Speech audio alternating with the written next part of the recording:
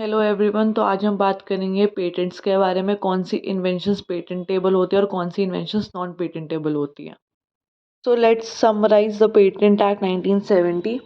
Patent act 1970 कैसा Indian law है जो कि गवर्न करता है grant of patents act in India. Patent act provides करता है प्रोसेस ऑफ अप्लाइंग, कि तुम कैसे अप्लाई करोगे और कैसे ऑब्टेन कर सकते हो पेटेंट। पेटेंटी के राइट क्या हैं, ड्यूरेशन क्या है, टर्मिनेशन कैसे हो सकता है। ये एक्ट जो है वो एम भी करता है to promote innovation of development of new technology, कि नई टेक्नोलॉजी अगर इंडिया के अंदर आएगी और अच्छे से हम पेटेंट सिस्टम को इस्टेब्लिश कर सकते हैं, which is responsible for the administration and for the economic functions of the country. तो अब एग्जाम्पल से समझते हैं कि पेटेंटेबल इन्वेंशन होती ही क्या है। अगर एक साइंटिस्ट है, उसने एक डेवलप करा है न्यू केमिकल कंपाउंड जो कि फार्मास्यूटिकल इंडस्ट्री में यूज़ किया जाएगा, तो ये जो कंपाउंड है इसे न्यू इन्वेंशन कहेंगे एज पर 2J। पर इसे एंटिसिपेट करना पड़ेगा कि ये इंडिया में या फिर किसी भी इंडस्ट्री में यूज़ नहीं किया गया है।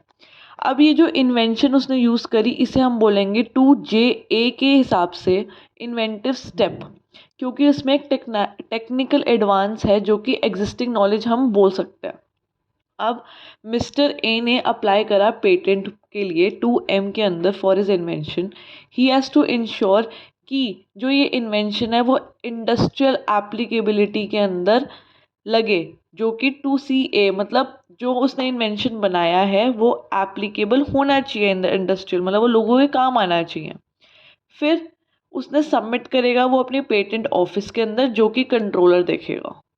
सेक्शन 3 नॉन पेटेंटेबल इन्वेंशंस की बात करते हैं। सेक्शन 3A के अंदर है इन्वेंशन जो कि फ्रिवलस और कॉन्ट्ररी, मतलब जो झूठी हैं, जो कि नेचुरल लॉ के अगेंस्ट बनी है, वो पेटेंट नहीं हो सकती।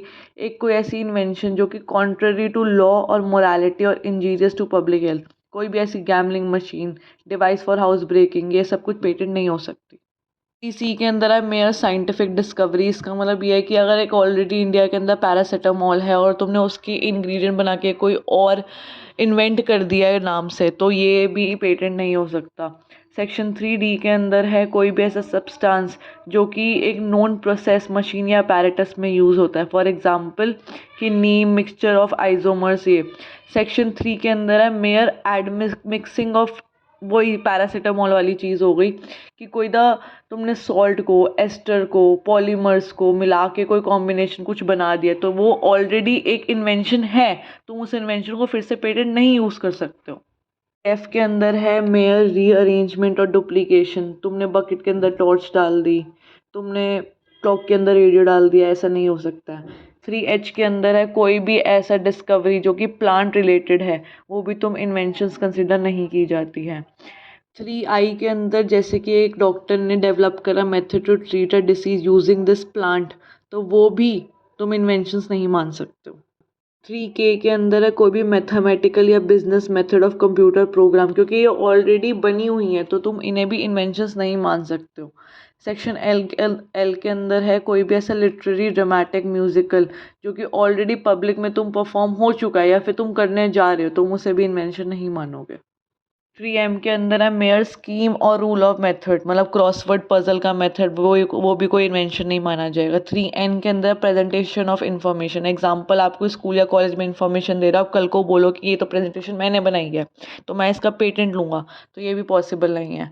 3O के अंदर है टोपोग्राफी और इंटीग्रेटेड सर्किट, मास्क वर्क, जो भी सर्किट लेआउट्स होते हैं उसको भी तुम इन्वेंशन नहीं मान सकते हो।